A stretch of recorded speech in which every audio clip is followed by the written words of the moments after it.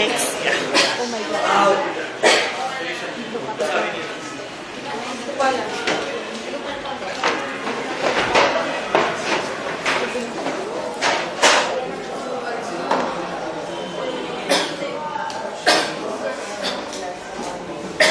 Ano ulit tawag mo?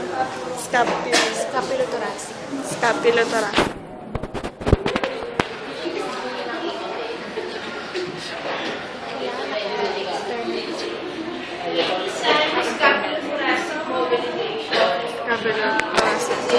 Scapula.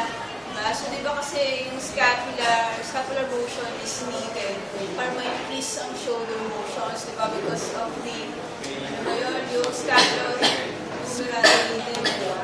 So, yung indication ng mobilization for the scapula is to increase motion sa shoulder, like flexion at abduction, di ba? So, ang ano mo dito, resting position lang naman yan is, yan, yung the arm on the side. Okay, so initially, yung pag-mobilize ng scapula should be in the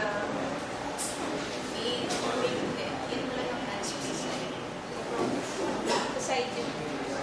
Right na side.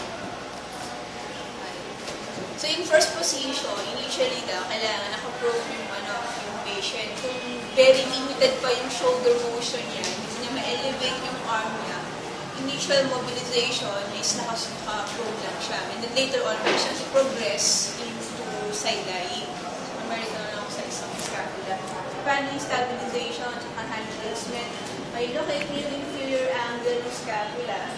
Tapos ikakas mo siya. Okay, so nakakap yung hand mo doon sa inferior border, sa inferior angle ng scapula.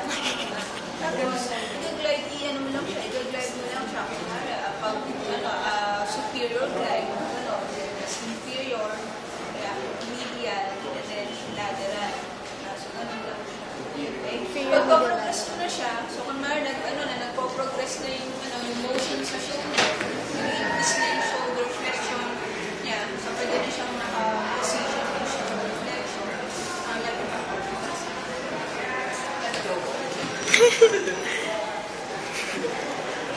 Tapos again, lologate mo nasa yung inferior border ng scapula na so naka-grasp ang tapos, then i-mobilize mo siya lateral, medial, superior, Inferior. ginagalaw-galaw mo. Parang gusto mo may increases yung lateral glide, lateral motion, doon sa scapula, increase yung shoulder